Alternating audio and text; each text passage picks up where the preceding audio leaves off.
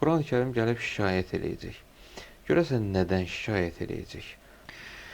İndi Qurani-Kərimdən ki söhbət gedir. Quran gəlib şikayət edəcək. Axı biz hörmətsizlik eləməmişik. Niyə görə Qurani-Kərim bizdən şikayət eləyəcək? Burada baxanda, biraz dərindən baxanda iki dəstədən, əsas iki dəstəyə bölünür.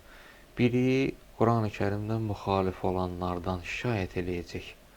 Burada biz bilərik ki, o bizdən şikayəti yoxdur. Amma ikinci tərəfdən əhlindən də şikayət eləyəcək.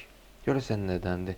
Müxaliflərdən şikayəti nədir? Məsələn, o şəxslər ki, Qurani-Kərimi qəbul eləmədilər.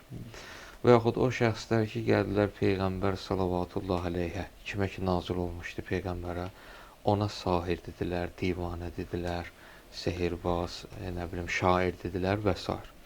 Bu cür sözlər dedilər.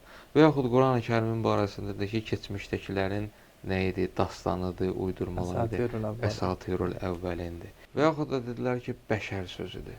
Bunlar təbii ki, müxaliflər. Və yaxud Qurani-Kərim oxunanda özləri qulaq asmırdılar, bir yana qalsın. Gəlib hətta o birisiləri qulaq asanları da qoymurdular ki, la təsmə'u lihazəl Qur'an. Bu Qurana qulaq asmayın. Bunlar müxaliflərdir Qurani-Kərimdən. Hətta zamanı biraz bu tərəfə gətirsək, bəzi yerlərdə o azğın insanlar ki, gəlirlər məsələn Qurani-Kərimi yandırırlar filan. Bunlardan şikayət eləyəcək, məlum məsələ. Amma dəhşətli tərəfi bu tərəfidir ki, Qurani-Kərim gəlib əhlindən, əhli deyəndə bizdən məsələn, gəlib şikayət eləyəcək. Şikayətin də mövzusu nədir? Mümkündür. Ola bilər gəlsin, şikayət eləsin ki, mən oxunmaq üçün, Quran sözünün mənası elə budur da, oxunmaq üçün nazil olmuşam. Ay Allah, məni oxumadılar. Nə qədər insan var ki, Qurani-Kərim oxumur. Ola bilər ki, bundan şikayət eləsin ki, ilahi, məni oxudular, amma mənasını bilmədilər. Ola bilər bundan şikayət eləsin ki, ilahi, oxudular, mənasını da bildilər, amma əməl eləmədilər. Oxuyub əməl eləmədilər. Ola bilər bundan şikayət eləsin. Ola bilər bundan şikayət eləsin ki, ilahi, sən məni nazil eləmişdin ki, mən olaraq məni oxumaqla, əməl eləməklə xoşbəxt olmaqlarına vasitə olam, amma onlar məndən fal kimi istifadə elədilər.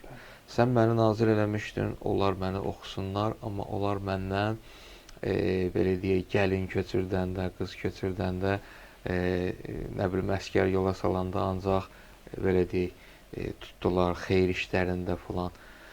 Məndən and kimi istifadə elədilər, gətirdi, nə bilim, tövbə eləmək üçün istifadə elədilər. Halbuki mən buna görə nazil olmamışdım. Ola bilər bundan şikayət eləsin ki, ilahi, sən məni göndərmişdin ki, mən bütün insanları xoşbəxt eləmək üçün dərslik vasitəsi olam, amma məni başqa fənləri gətirib dərslik mədrəsələrə, məktəblərə, təhsil ocaqlarına salmaqla məni oradan çıxartdılar.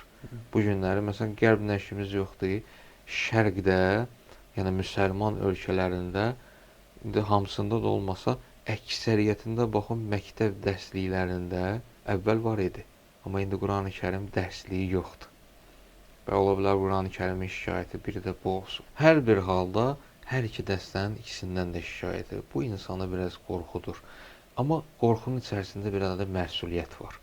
Məsuliyyət də hər bir insan bu cəhətdən məsuliyyət hiss eləməlidir ki, əgər Quran gəlib məndən də şikayət eləyəcəksə, o şikayət baş verməmiş, həmin gün baş verməmiş, qoy elə mən o şikayət olunan şəxslərdən olmayayım da.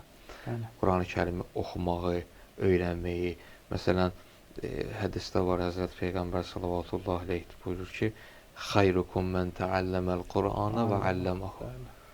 Sizin ən yaxşılarınız kimlərdir? Quranı oxuyan, öyrənən və onu öyrədən. Hətta şikayətin biri bu da ola bilər ki, özləri öyrəndilər, amma başqalarına öyrətmədilər. Bu şikayət biraz insanda məsuliyyət yaradır ki, insan özü Qurani-Kərimi öyrənsin.